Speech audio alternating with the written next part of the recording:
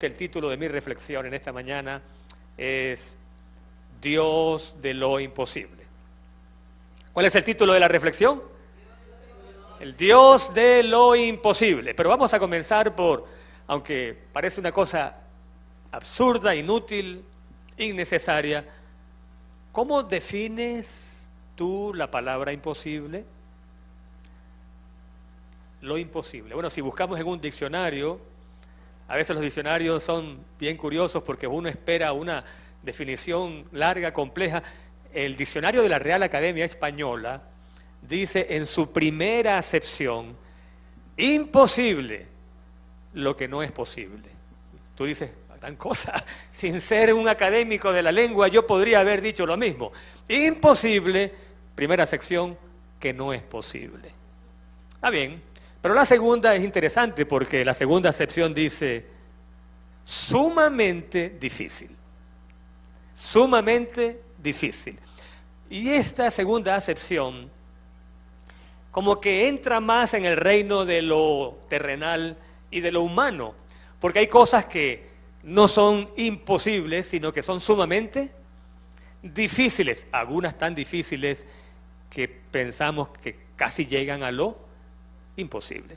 Ahora, hablando de definiciones, hace ya unos cuantos años leí una definición de imposible que cuando la leí me gustó y la subrayé y la grabé. ¿Cuántos pueden traducir del inglés al español? A ver, traducir del inglés. 2, 3 personas. Bueno, les quiero decir que la definición de imposible que voy a leer, aunque está en inglés, todos podremos traducirla. ¿Está bien? Todos. Si tienes aquí en los Estados Unidos ya algún tiempo, esta definición, aunque está en inglés, la vas a poder traducir. Así que entre todos vamos a traducir. Proviene de una autora, su nombre es Christine Caine, y su libro se titula Unstoppable, como imparable. The stop, unstoppable, imparable. Y ella dice, a ver, atención, impossible, hasta ahí vamos bien, ¿verdad? Podemos ir, ahí se lo podemos traducir. Impossible is God's starting point. Vamos a repetirlo. Ajá. Viste que sí podías, ¿no? Sí podías. Impossible is God's starting point. A ver, ahora, ¿quién quiere decirla? Imposible es el punto de partida de Dios. ¿Qué cosa? Es difícil decir en tan pocas palabras, decir tanto. Pero Christine Caine aquí de verdad que lo pensó bien. Ella nos está diciendo, vamos a tratar de entender esto, imposible es el punto de partida de Dios. Quiere decir más o menos esto. Posible para nosotros es una meta tan pero tan lejana, o tan pero tan difícil, o tan pero tan elevada, o tan profunda de realizar, de lograr, de alcanzar, que casi decimos sumamente difícil, imposible. Pero para Dios eso que está tan lejano, tan elevado, tan profundo, para Dios es, esa meta es el punto de partida, no tiene que moverse para llegar allá, porque basta con desearlo para que Él lo pueda lograr. ¿Conocen en la Biblia algún relato? Bueno, ¿se acuerdan aquel oficial romano? Tenía un siervo enfermo, él había hecho muchas cosas por el pueblo judío, y entonces los dirigentes le dicen al Señor que él merece que se le haga esto porque él da limosnas, les construyó una sinagoga, y entonces el Señor dice, vamos, y cuando el hombre ve que el Señor se dirige a su casa, ¿qué palabras le dice él? Dice, no tienes que entrar bajo mi techo, solo basta con que di la palabra. Mira, era un pagano, pero este hombre, en su limitado, entre comillas, conocimiento, en su limitada fe, se ha dado cuenta que este ser es tan poderoso que no tiene que ir hasta mi casa para hacer el milagro, simplemente le dice, basta con que digas la palabra. O sea, de alguna manera este hombre entendió que para Dios la meta, lo imposible, era el punto de partida. Ni siquiera tenía que moverse. Ahora, ¿recuerdan el caso de Abraham y Sara? ¿Cuántos años tenía Abraham? Para ese entonces ya no era Abraham, sino Abraham. Después del Señor haberle hecho varias veces la promesa de que le nacería un hijo, de que él sería padre de multitudes, en una oportunidad el Señor lo visitó con 2 acompañantes más, suponemos que eran ángeles, ¿se acuerdan? Él estaba sentado en el encinar de Manre, llegan los 3 visitantes, rápidamente corre para prepararles comida, y cuando ya están sentados, ¿qué le dice el Señor? Eso está en Génesis 18, entonces le dijo, versículo 10, de cierto volveré a ti, según el tiempo de la vida, y Sara tendrá un hijo. ¿Qué edad tenía Abraham para el momento en que el Señor le dice, Sara va a tener un hijo? Bueno, si usted lee en el capítulo anterior, que es el 17 de Génesis, el versículo 1, dice, cuando Abraham, todavía era Abraham, tenía 99 años, o sea, se equivocó por 1, no estaba muy lejos, ¿no? 98, 99, por ahí, pero un hijo a los 99 años. O sea, cuando el hijo de la promesa nació, Abraham tenía ¿qué edad? Prácticamente 100 años. Y se calcula qué edad tenía. Sara tenía unos 90 años. Por eso Sara se ríe, ¿se acuerdan? Ahora, 99 y 90.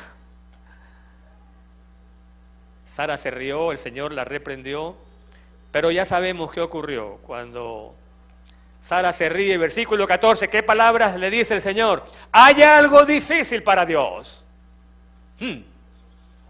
Hay algo difícil para Dios, porque ella se ríe, él le dice, ¿te reíste? No, no me reí, tenía miedo. Y entonces, me imagino que con mucho amor, mucha ternura, el Señor le dice, hay algo difícil para Dios. Hay algo tan difícil que Él no lo puede hacer. Al tiempo señalado, le repite, volveré a ti y tendrás un hijo.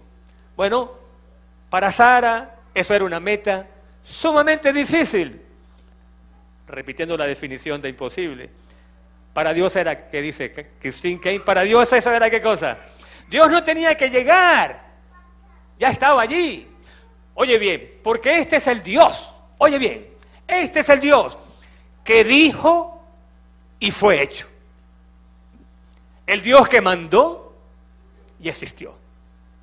Este es el Dios que no tiene que esforzarse para crear los mundos. Simplemente bastaba con que Él lo deseara. Dijo, o sea, dio la orden y fue hecho. No hubo un largo proceso evolutivo. Dijo y fue hecho. Mandó y todo lo que existe apareció. ¿Cuántos dicen amén por ese Dios? Bueno, y ahora vamos a un capítulo de la Biblia que puedes buscar si lo deseas, donde ocurren muchas cosas sumamente difíciles de suceder. Algunas son totalmente imposibles. De hecho, Primera de Reyes, capítulo 17, nos presenta, una sucesión de imposibilidades, una sucesión de cosas muy difíciles que sucedan. ¿Qué capítulo dije? Primera de Reyes 17. De hecho, de allí sacamos la lectura bíblica, los primeros versículos. Primera imposibilidad, versículo 1.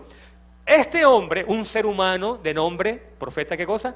Elías, por supuesto, hablando en nombre de Dios.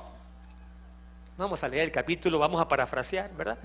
Dice, no habrá lluvia, no va a llover. ¿Y qué sucede?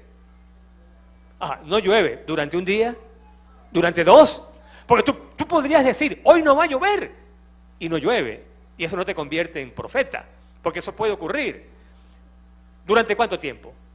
3 años. Ahí está el punto.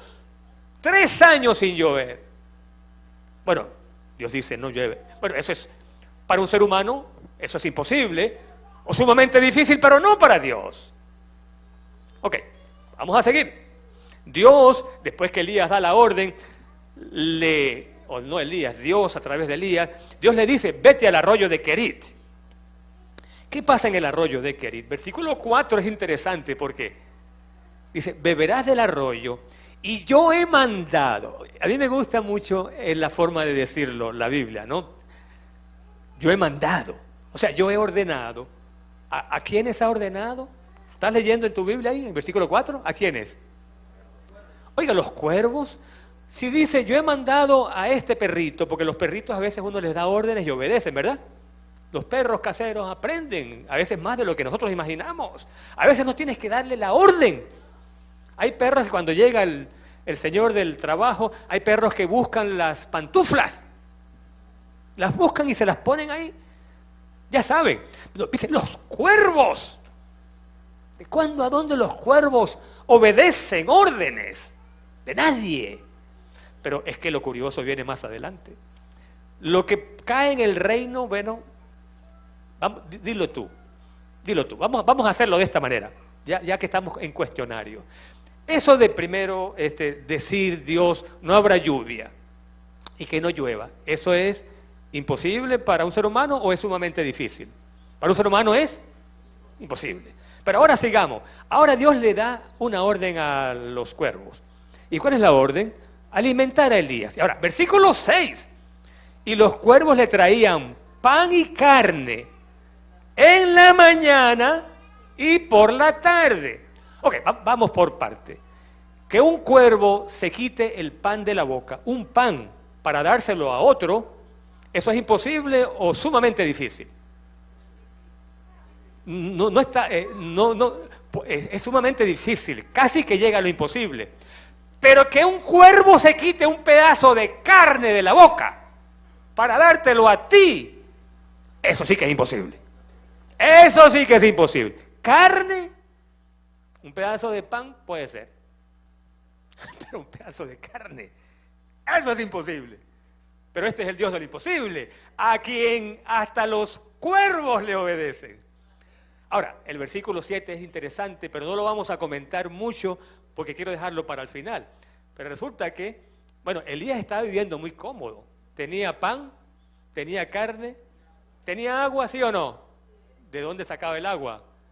De un arroyo cristalino, no había contaminación. Un arroyo cristalino llamado Kerit. Y estaba descansando. Estaba cómodo. Pero resulta que el versículo 7 introduce un elemento bien curioso, porque dice, y pasado cierto tiempo, el arroyo se secó. Momentito. El Dios que tiene poder para decirle a la lluvia, déjate, para, o a la tempestad, o a los cuervos que alimenten el día, ¿no tenía poder para que el arroyo no se secara? No pudo evitar el Dios de lo imposible que el arroyo se secara. Sobre todo porque su siervo está disfrutando de esa agua y él permite que el arroyo se seque. Debe haber tenido una muy buena razón, ¿verdad? Debe haber tenido una muy buena razón. ¿Qué sería? Bueno, lo vamos a ver más adelante. Pero los milagros continúan porque en el versículo número 9 Dios ha dado otra orden. Ahora no son los cuervos. Dice el versículo 9, ve a Sarepta de Sidón y quédate allí, porque yo he mandado. ¿A quién le ha mandado? A una viuda que lo sustente. ¿Eso es imposible o sumamente difícil? No es imposible, ni siquiera a simple vista parece algo sumamente difícil, porque puede ser una viuda adinerada. Si es una viuda con mucho dinero, ¿cuál es el problema? Ella va a alimentar a Elías de lo que le sobra. Pero resulta, cuando más adelante seguimos leyendo, que esta viuda está a punto de morir y es tan pobre que está preparando su última comida para que ella y su hijo coman y mueran. Se convierte en sumamente difícil cuando una mamá, una madre, fin de semana de las madres, va a quitarle al hijo la comida de la boca para dársela a un profeta, a un extranjero, a quien probablemente no conoce. No es imposible, pero es sumamente difícil que una madre haga eso, pero dice Dios, yo he mandado. ¡Ja! Yo he mandado. ¿Y obedeció ella? Ella obedeció, ella obedeció. Pero ahora ocurre algo, wow, es que, fíjense que estamos saltando versículos, pero la idea no es leer todo el capítulo, porque lo conocemos, y resulta que el hijo de la viuda, después que Elías hace un milagro, para que no falte ni el pan ni el aceite en esa casa, el hijo muere. Y ahora la pregunta ¿es imposible o sumamente difícil que Elías, un ser humano, resucite a un muerto, el hijo de la viuda? ¿Es sumamente difícil o imposible? ¡Es imposible! Iba a decir totalmente imposible, pero eso es una redundancia. Porque si es imposible, no hace falta decir totalmente. No es ni casi imposible, ni totalmente, es imposible. ¿Pero qué ocurrió? ¿Se produjo el milagro? ¿Se dan cuenta que el capítulo es una sucesión de o bien cosas imposibles o muy difíciles de hacer? Pero ahora vamos a entrar un poquito en la parte que nos interesa, y es el análisis de lo que está ocurriendo aquí. Porque hay tres cosas, tres, puede haber más, pero voy a destacar tres que destacan.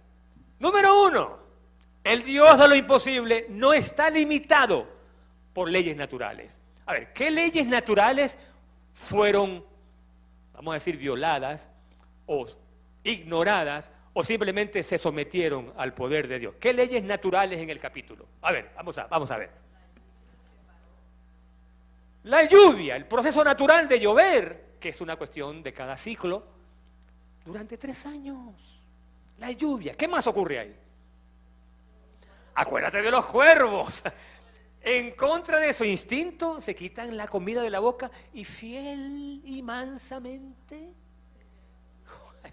Esa escena tiene que haber sido muy curiosa. Le llevan la carne a Elías mañana y tarde. ¿Qué más ocurre allí? Bueno, ¿cómo es eso de que tú, ama de casa, las amas de casa, te queda un poquito así de aceite, pero resulta que tú lo usas todos los días y siempre queda el mismo poquito? Eso es un desafío a una ley natural. Y la harina que te queda una cosita así, la usas todos los días y comes tú, y come Elías, y come tu hijo, y la harina no se acaba. Es que este es el Dios de lo imposible. Este es el Dios de lo imposible. Leyes naturales están bajo su control total. Pero además de las leyes naturales, resulta que este Dios no está limitado por fronteras nacionales. No hay fronteras.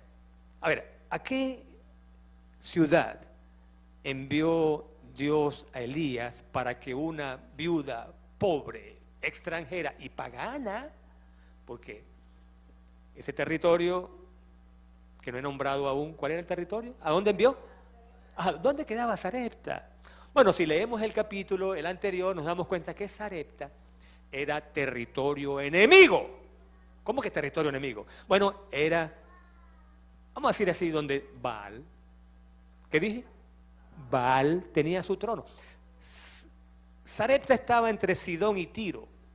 Y el rey de los sidonios era Etbaal. Y Etbaal era el padre de Jezabel. Imagínense, Dios, estas son las cosas que hace Dios. Dios manda a Elías para que se esconda y lo alimente una viuda que vive en Sarepta, que es territorio enemigo porque es territorio de Jezabel. Bueno, pero es que Dios también se la sabe toda, porque donde menos pensó Jezabel que Elías se escondería, ¿sería dónde? En su propia casa, por decirlo así, en su propio, ¿cómo le llamamos al lugar donde nacemos? Nuestro territorio, nuestro terruño. El territorio de Jezabel era ese, y allí Dios manda a Elías. ¡Wow! Este es un Dios de las cosas extrañas, un Dios impredecible. Pero resulta que de alguna manera esa mujer había escuchado del Dios de Israel, ¿sí o no? Porque cuando habla con Elías, ella le dice, vive el Señor, no ella, ella habla de Dios como el Dios de Elías. ¿Qué tienes contra mí, varón de Dios? Ella reconoce que no es Baal realmente, o si cree en Baal, realmente es una fe muy débil en él, porque terminó siendo convertida al Dios de Elías. Así que Dios no está limitado, en primer lugar, por leyes naturales, en segundo lugar, por fronteras nacionales. ¿Estamos de acuerdo hasta allí? Pero este es un Dios, esta es la parte que más sorprende, que no está limitado por los procesos naturales que gobiernan la vida y la muerte, porque es un Dios que incluso puede darle vida a un muerto. 3 lecciones. Número 1, ¿qué significa para ti el hecho de que para Dios nada es imposible? ¿Qué significa? Porque la idea no es simplemente que sepamos que para Dios nada es imposible. La pregunta es, ¿y eso a mí de qué me sirve? ¿Verdad que sí? O sea, ¿de qué me sirve a mí que nada sea difícil para Dios? Bueno, ¿perdón?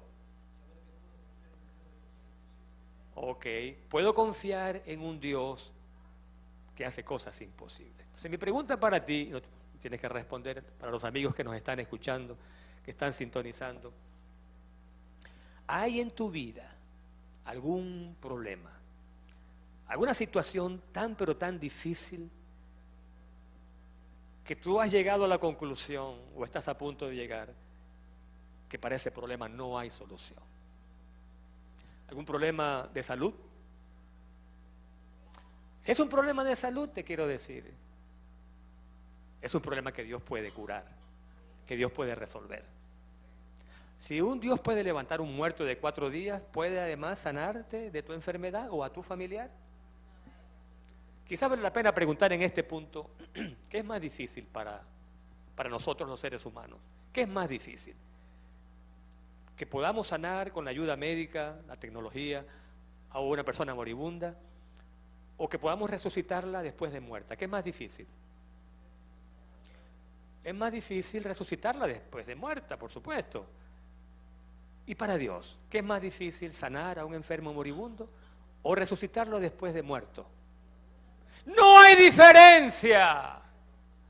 ¡No hay diferencia! Esa pregunta a Dios, Señor, ¿qué es más difícil para ti, sanar a esta persona familiar mía que está moribunda? No tiene sentido. Para nosotros sí, los humanos, pero para Dios no hay diferencia, porque dice, ¿hay algo difícil para Dios? No hay nada difícil. Así, ¿cuál es el problema que tú estás viviendo? ¿O tu familiar? ¿Es un problema laboral? No de salud, sino en el trabajo. ¿Es un problema con tus hijos?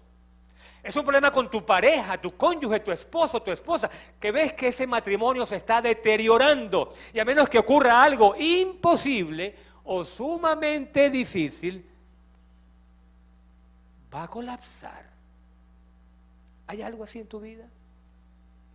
Si hay algo así en tu vida, este es el momento para colocar ese problema, ese desafío, ¿en las manos de quién?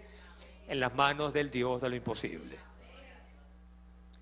Esta historia va a ilustrar, no cabalmente, pero sí lo suficiente lo que estamos diciendo. Tiene como protagonista a una muchacha rusa, un nombre un poco extraño para nosotros, es Svetlana Sidorenko. Svetlana tenía ya 10 años consumiendo drogas. Por cierto, la historia la leí en un libro escrito por los esposos Zachary, misioneros adventistas, y se titula, aquí lo tengo, Amazing True Mission Stories, o sea, historias misioneras verdaderamente sorprendentes. Y cuentan los esposos Zachary que Svetlana, 10 años en la droga, ya su cuerpo, por supuesto que estaba prácticamente deshecho. Pero entonces, un día, sintió que debía salir de ese mundo en el que cada vez se estaba hundiendo más. ¿Y saben qué hizo Svetlana? Aunque no tenía una formación religiosa de sus padres, sabía que existía tal cosa como la oración. Y como pudo, expresó esta oración, bien cortita, por cierto. Dijo, Svetlana en oración: Dios, si tú existes, estamos hablando de Rusia, Rusia comunista, si tú existes, sácame de esto, porque he perdido toda esperanza. Si tú existes. Ahora, ¿había mucha fe allí? No había mucha fe. Pero Dios trabaja con la poquita fe que tú tengas. No tiene que ser una fe que mueva montañas. La poquita fe. Dios trabaja a partir de allí. Y ella tomó la decisión por ella misma de buscar una iglesia. Y se le ocurrió, bueno, la iglesia oficial ortodoxa rusa, y dice el relato que ella fue. Pero dice ella que en la iglesia se sentía invisible. ¿Qué quiere decir eso? Nadie le prestaba atención. Como si no existía. Entraba y salía y nadie la saludaba. Hacía preguntas y no se la contestaban. Y entonces ella decidió apartarse. Y entonces se refugió de nuevo en las drogas y añadió a las drogas el alcohol. Y entonces añadió al alcohol en medio de una borrachera, conoció... ¿A quién puede conocer en medio de una borrachera en un bar? A otro borracho. Y conoció a un borracho, imagínense. Y se unió a ese borracho y esos dos borrachos, se imaginan ustedes qué bueno puede salir de allí. Se seguía hundiendo y para colmo de males, dice el relato de los esposos Zachary, contrajo tuberculosis. Peor, imposible. Pero entonces, en su barrio, habían unos adventistas, una familia de 3 adventistas, que durante 3 años habían estado invitándola a la iglesia, habían visto a la muchacha demacrarse, poco a poco hundirse, y no dejaban de invitarla, pero a ella le habían dicho que los adventistas, eso es en Rusia, son una secta peligrosa. Y como eso escuchó, ella les sacaba el cuerpo a los adventistas. Pero llegó un punto en el que estaba tan desesperada que más abajo no podía caer. Más abajo no podía caer. Entonces aceptó que ellos entraran a su casa y le hablaran de Dios. Y la invitaron a la iglesia. Y como no tenía prácticamente opción sino escoger esa, aceptó ir a la iglesia. Un mundo tan diferente, cuenta ella, ese día se sintió importante. Se sintió visible. Sintió que existía. La trataron con cariño. Oraron por ella, le regalaron una Biblia y un ejemplar de Steps to Christ, que significa el camino a Cristo. Bueno, esas son 2 armas poderosas, sobre todo la Biblia, por supuesto, y el camino a Cristo, chiquito, pero wow, que eso es dinamita pura. Empezó a leer la Biblia, empezó a leer el camino a Cristo, empezó a ir a la iglesia. ¿Y qué creen ustedes que pudo haber ocurrido? La transformación increíble. ¿Y saben qué? Fue al médico porque se sintió mucho mejor de salud y el médico fue el primer sorprendido al ver que en sus pulmones, en su cuerpo en general, no había ni siquiera pizca, trazos de qué enfermedad. Él no usó la palabra milagro porque estamos hablando de Rusia, pero el hombre quedó sorprendido. Tú te has sanado, no encuentro rasgos de tu enfermedad.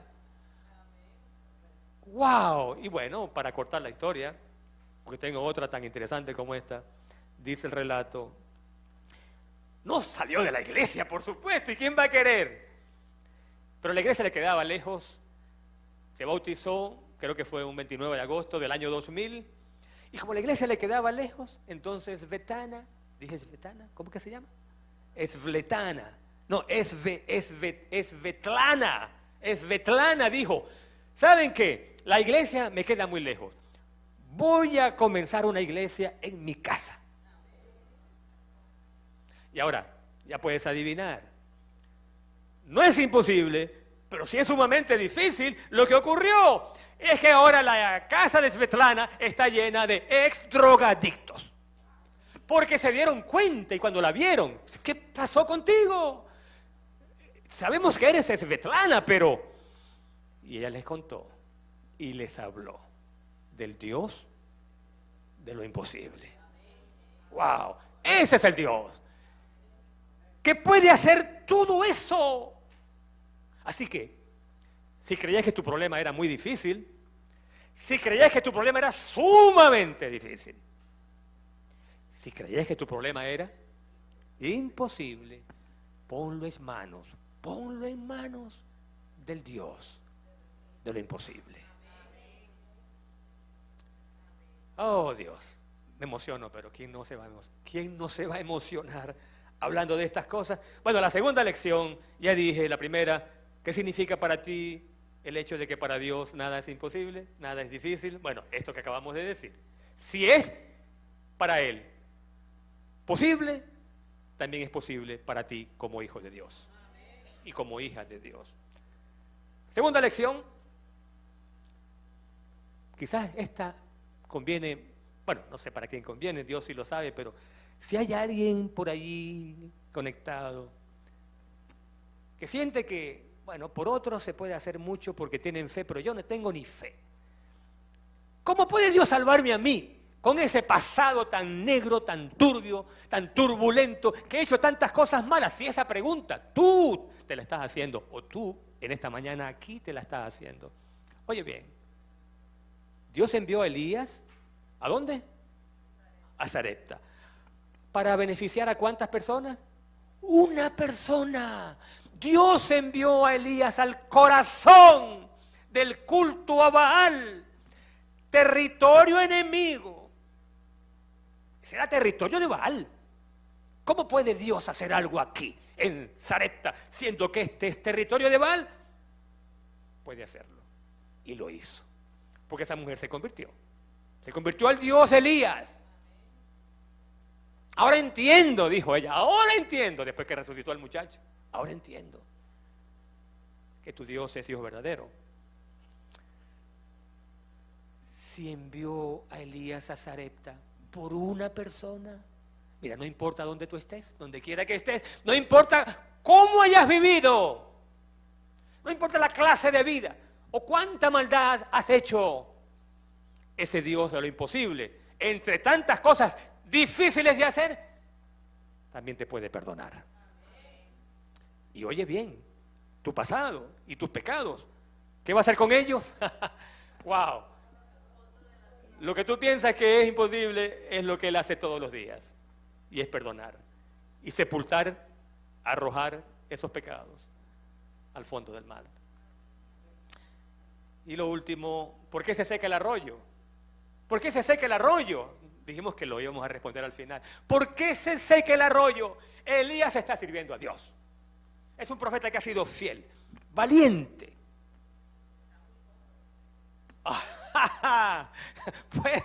Puede ser, está muy cómodo. Oiga, qué sabroso, ¿no?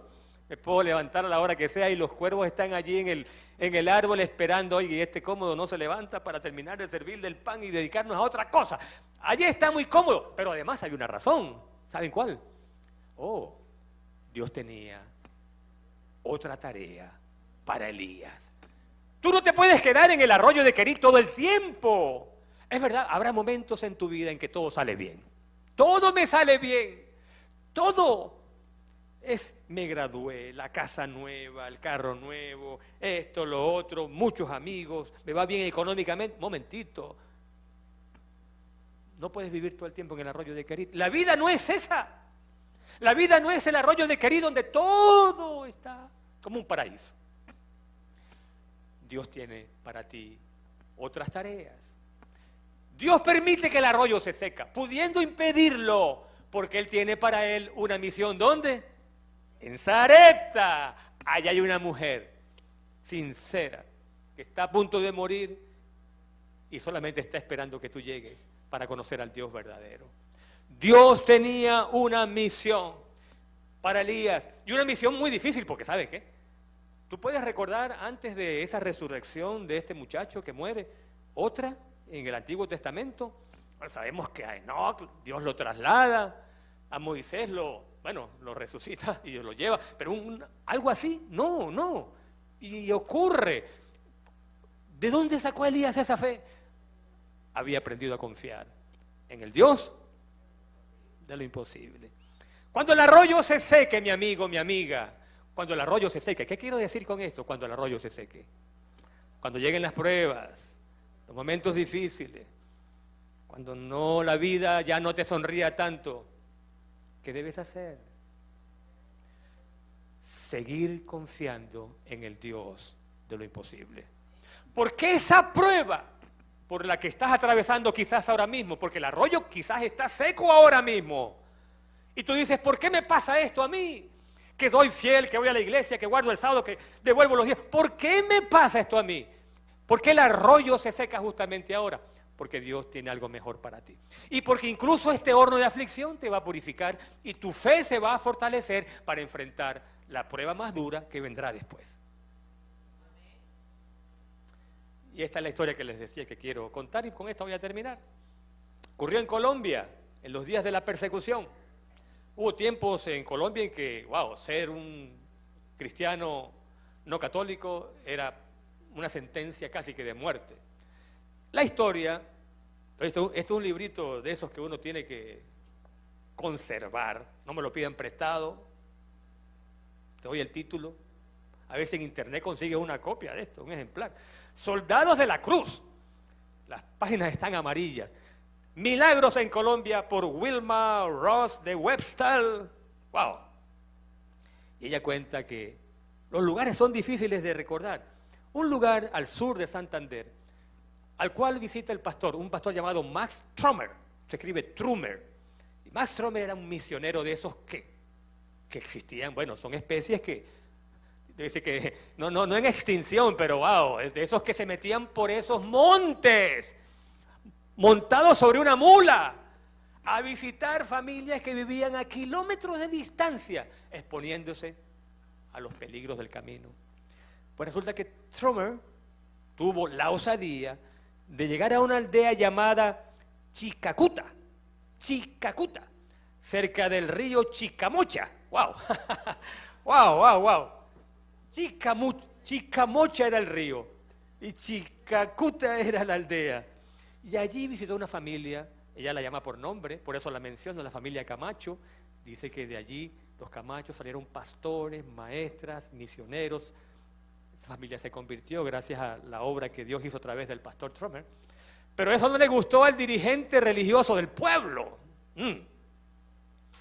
¿Cómo puede ser que este evangélico, o protestante como los llaman, venga a ¿se acuerdan? Sarepta, mi territorio.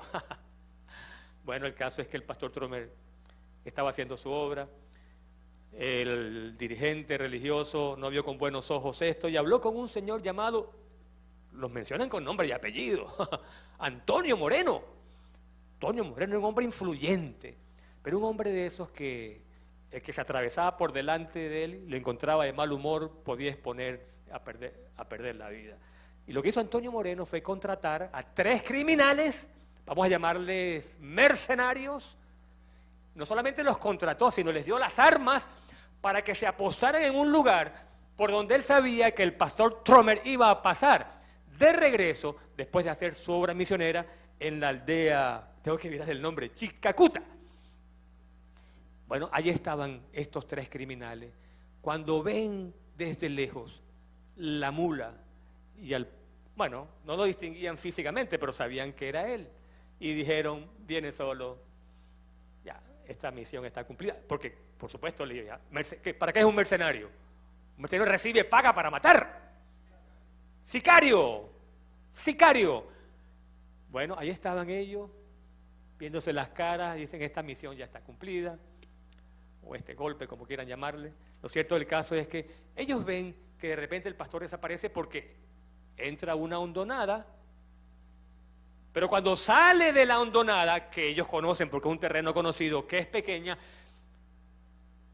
no sale solo. Y uno de ellos, que es el que está mirando, los otros salen, se pone pálido de repente. Se pone pálido y los otros cuando lo ven le dicen, ¿qué pasa? Y dicen, mira. Y entonces ven que viene el pastor Trummer y detrás de él un batallón de soldados. Y dice uno, ¿de dónde salen esos soldados?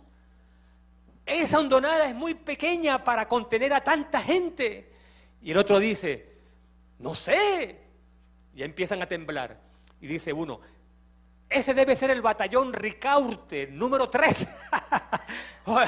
Yo no sé, a esa distancia, no sé si por el uniforme, pero dice el batallón Ricaurte, número 3. Y entonces ya los hombres dicen, no podemos escapar. La autora describe el lugar y dice, me recordó cuando los egipcios estaban persiguiendo a los israelitas cerca del cruce del Mar Rojo, porque dice que en un lado estaba una muralla de piedra, no podían pasar. Por otro lado estaba el río y por otro lado había un acantilado, un precipicio, así que no podían huir sino, o como dice, huyamos para adelante, ¿no? Pero para adelante venían ¿quiénes? Los soldados. Así que no hallaban qué hacer y ahí se quedan fríos y empiezan a temblar. A medida que se acerca Trommer, por cierto, no sabe nada de lo que está ocurriendo, pero Trommer los ha visto de lejos y saben que algo han tramado. Y cuando pasa cerca, sonríe y les da la mano. Pero él sí se da cuenta, tal como contó después, que las manos estaban frías. Y les dieron la mano. Uno siempre ala así, ¿verdad? Cuando saluda. Pero esas manos estaban así, temblando demasiado. Y él se dio cuenta qué le pasa a estos hombres. Pero él lo supo después. Cuando los hombres ya están allí solos y ven que el batallón pasa con Trommer al frente, salen disparados y regresan a la aldea de Chicacuta. No me aprendo ese nombre. Y entonces buscan ¿a quién? Antonio Moreno. Y le echan el cuento. Pero estos hombres están todavía pálidos. Y Antonio Moreno les pregunta, ¿qué ha pasado? ¿No cumplieron con la misión? No pudimos. Y le dan el cuento. Y el otro que dice que es el batallón Ricaurte dice, es que era el batallón, yo estoy seguro, el batallón Ricaurte y el número 3. Bueno, lo cierto es que Antonio Moreno, no muy convencido, dice, bueno, parece que Trommer tiene mucha influencia. Ahí dijo la verdad. ¿Sí o no? Este hombre tiene mucha influencia. Por ahora dejemos las cosas así. ¿Tiene mucha influencia? ¿Con quién? Con el Dios de lo imposible. La buena noticia, ¿sabes cuál es? Tú también tienes mucha influencia allá arriba. Tú también tienes mucha influencia. Porque el Dios de Max Trommer es el mismo Dios tuyo y mío. El Dios de lo imposible. ¿Tiene mucha influencia? Por supuesto que sí. Cada hijo de Dios la tiene. El resto del relato es un chiste cruel, porque Antonio Moreno era de eso de armas tomar, pero muy terco, porque les dijo a los 3 sicarios, no fue ahora, pero será después, pero hay que matar a Trommer. Bueno, el caso es que los 3 sicarios, después que se fue Antonio Moreno, dijeron, no señor, que no cuente conmigo, dijeron los 3, porque ellos habían estado allí. Y no querían exponer el pellejo a un batallón que para colmo de males era el Ricaurte número 3. Nada más, tiene que haber sido un batallón muy famoso porque no dejaba de repetirlo. Lo cierto es que Antonio Moreno insistió, pero un día ocurrió, como dicen por ahí, fue por lana, decimos en Venezuela, y salió trasquilado.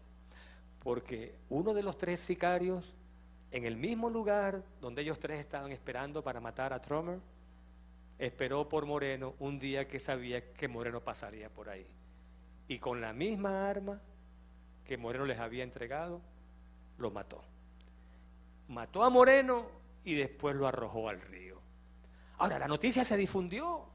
¿Dónde? A ver el lugar, ¿cómo se llama?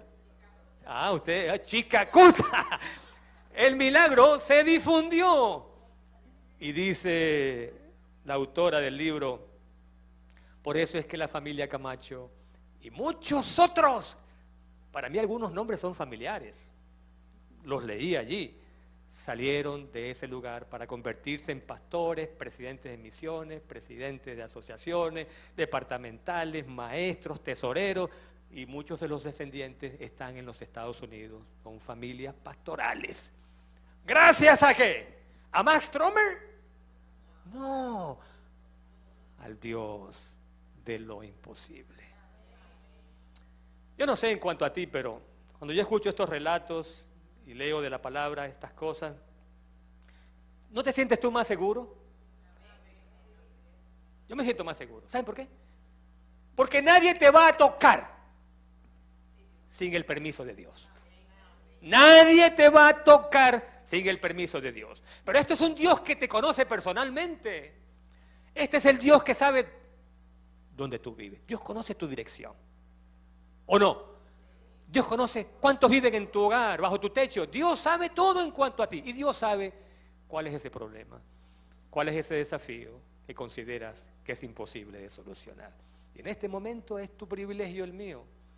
Decir, Dios de lo imposible, ayúdame a creer. Ayúdame a creer que no hay nada difícil para ti. Y que por el hecho de ser tu hijo, ese problema que me está quitando el sueño, estando en tus manos, no tengo nada que temer. Ni siquiera tengo que temer, como decía el salmista, si ando por valle de sombra de muerte, no temeré mal alguno. ¿Por qué cosa? Porque tú estarás conmigo. Esa es su promesa. ¿Cuántos en esta hora quisieran decir, en primer lugar, gracias al Dios de lo imposible? Gracias, Señor, porque aunque eres un Dios soberano, todopoderoso, te interesas en mí y en mis problemas como si no hubiera otro ser humano y otros problemas en la faz de la tierra. Su nombre sea glorificado hoy y por los siglos de los siglos.